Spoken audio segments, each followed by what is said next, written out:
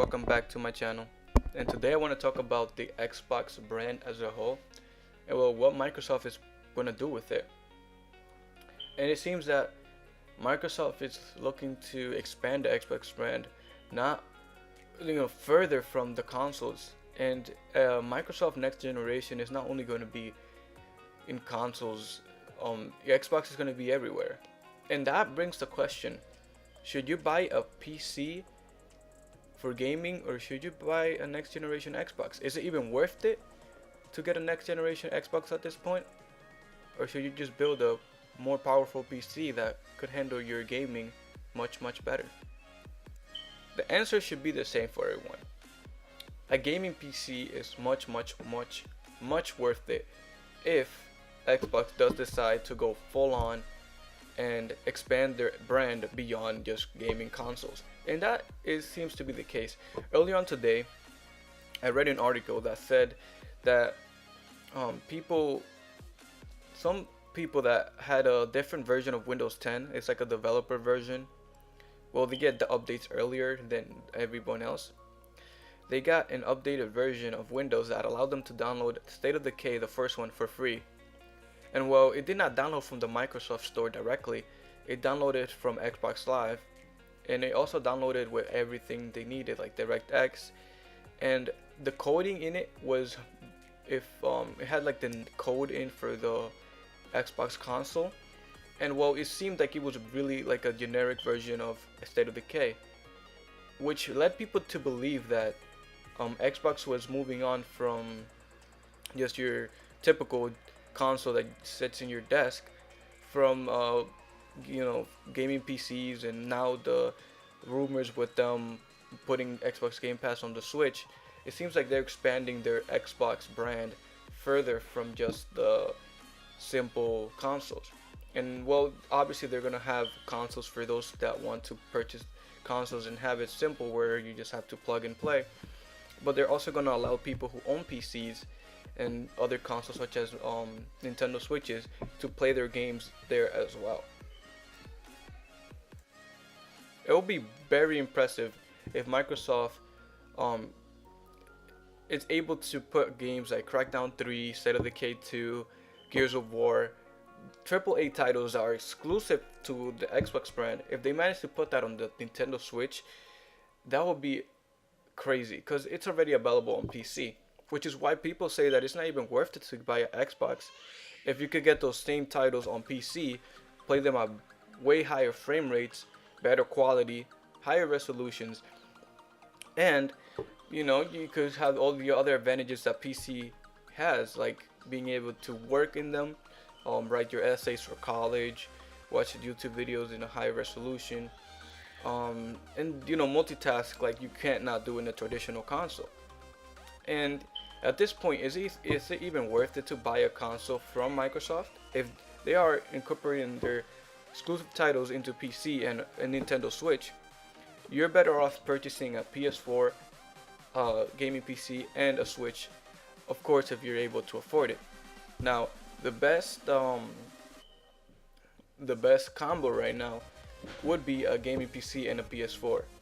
Therefore, you could enjoy Days Gone, you could enjoy The Last of Us Part 2, and you could enjoy Ghost of Tsushima and Death Stranding. Some games, some titles that won't ever make it to PC anytime soon.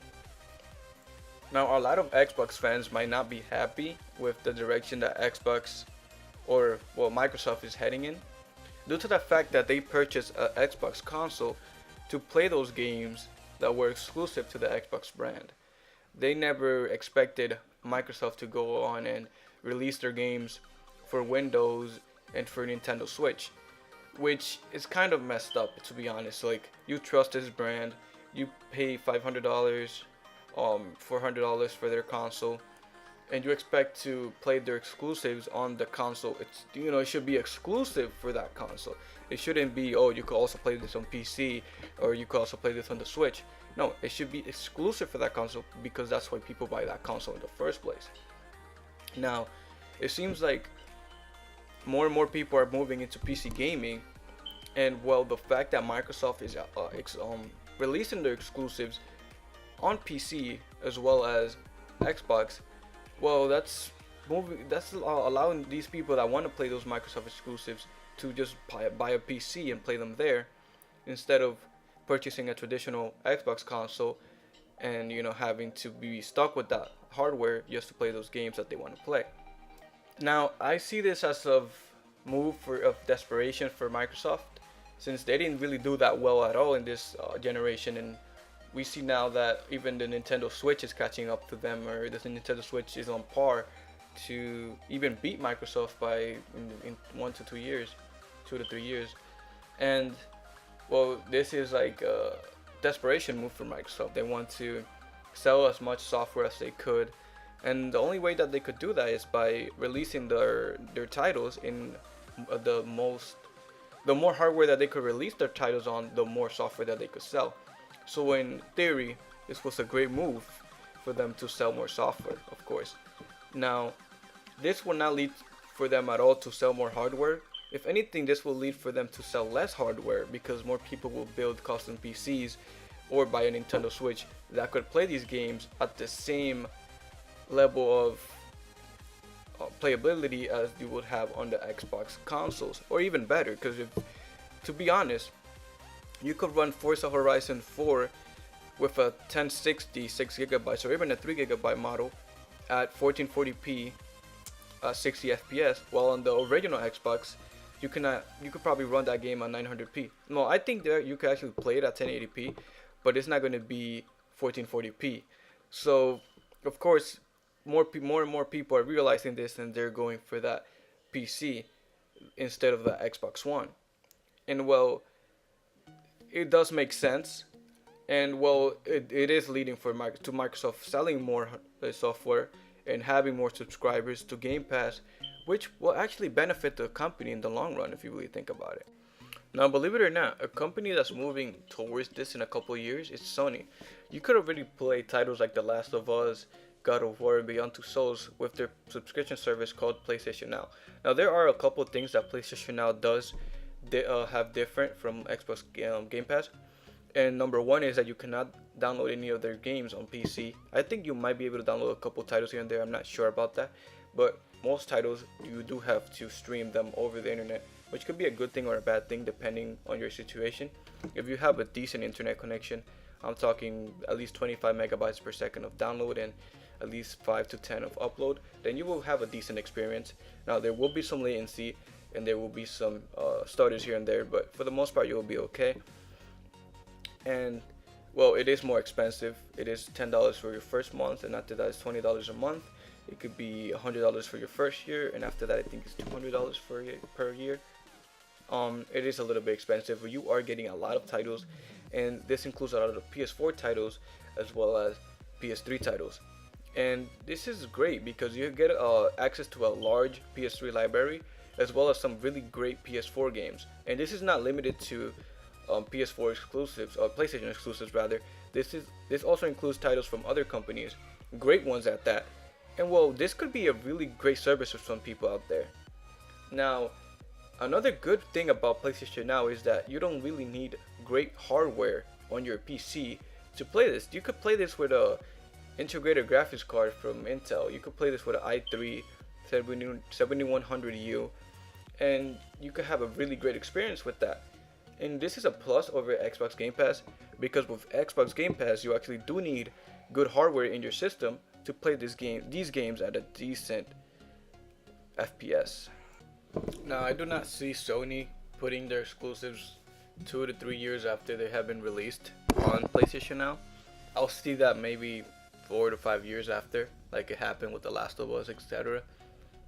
Like maybe during a generational leap, that's when they will release those old exclusives on that platform. Like now, maybe 2 to 3 years in during the PlayStation 5's life cycle, maybe that's when they're gonna release titles like Spider-Man and God of War, titles like that. Even Infamous Second Son. I mean, Infamous Second Son. Infamous Second Son might be released during the first 2 years of the PlayStation 5 life cycle in PlayStation Now. And that's what differs of Sony from Microsoft.